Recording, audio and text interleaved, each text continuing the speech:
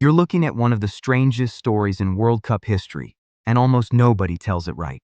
A coach who converted religions to lead a team, a group stage that humiliated Europe's biggest names, and a run that took 36 years for anyone to repeat. This is Morocco's wildest World Cup story, and honestly, it's way better than you think. There are at least 10 things about their World Cup history that will genuinely surprise you. Not just, oh, interesting, surprised. More like, why has nobody talked about this? Surprise. And what I found is that Morocco's story is stranger, sadder, and honestly more impressive than the Qatar 2022 highlights reel everyone keeps sharing. So let's get into it. The thing that sets everything up perfectly is 1986. That's where this story really starts. Morocco qualified for the Mexico World Cup that year, and they were placed into what most people would describe as a group of death: England, Poland, and Portugal. Three European heavyweights. And here's what European media did with that. They basically ignored Morocco in their tournament previews. Full stop. The North Africans weren't worth previewing, apparently. They were just there to make up the numbers. And it wasn't just the media treating them that way. The logistics of the tournament reflected the same attitude. The luxury hotels were reserved for the big teams. Morocco got the modest lodgings, the leftover accommodation. The message was pretty clear without anyone having to say it out loud. But here's where it gets interesting, and this is the second thing most people don't know. The man leading Morocco into that tournament wasn't Moroccan. He was Brazilian. His name was José Faria, and before the 1986 World Cup, he converted to Islam and became Mahdi Faria. King Hassan II personally granted him Moroccan citizenship before the tournament even started. Think about that for a second. The coach of an African national team, a Brazilian man who changed his name and his faith, given citizenship by a king, heading into a World Cup where nobody expected them to do anything. That's already a movie. And then they went out and topped the group. Morocco beat Portugal, drew with Poland, drew with England, and finished first in their group. First. Above England. Above Portugal. The team that got put in the cheap hotel, the team that European journalists didn't bother writing about. They topped a World Cup group. And here's the stat that makes this even more remarkable. No African team repeated that feat for 36 years. 36 years. It wasn't until Senegal topped their group at the 2022 World Cup in Qatar that another African nation managed what Morocco did in Mexico in 1986. It's one of those facts that sounds made up until you check it. That's important on its own.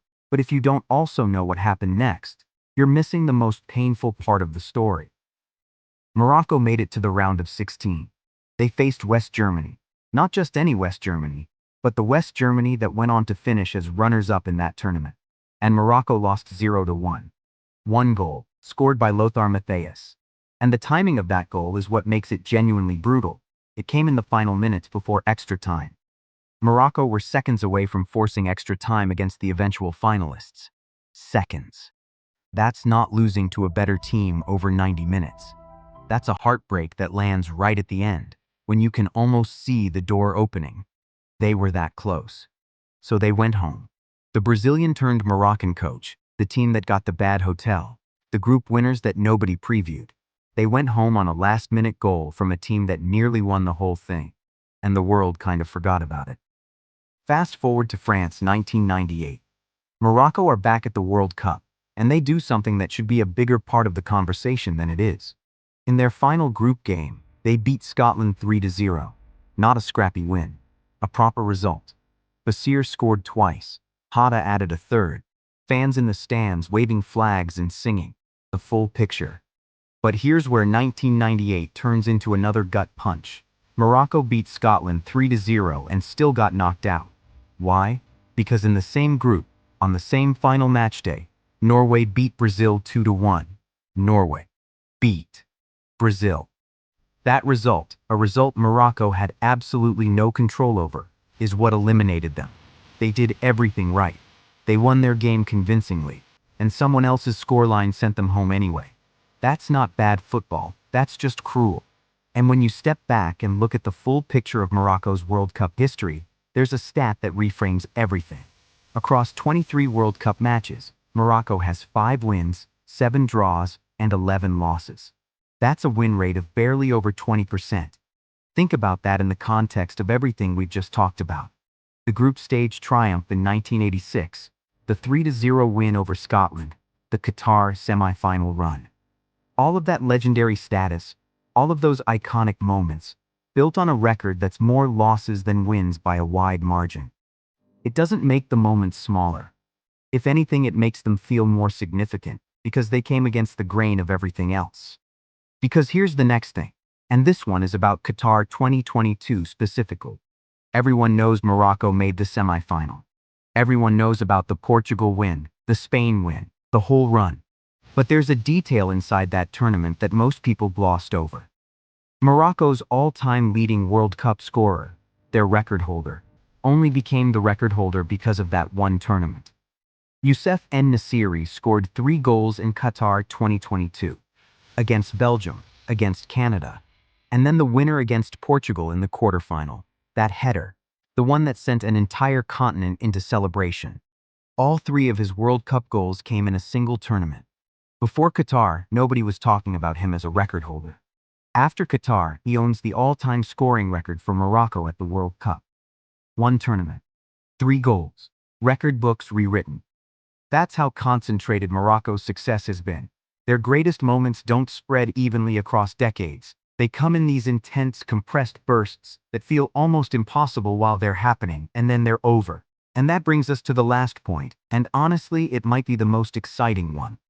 Morocco is co-hosting the 2030 World Cup alongside Spain and Portugal.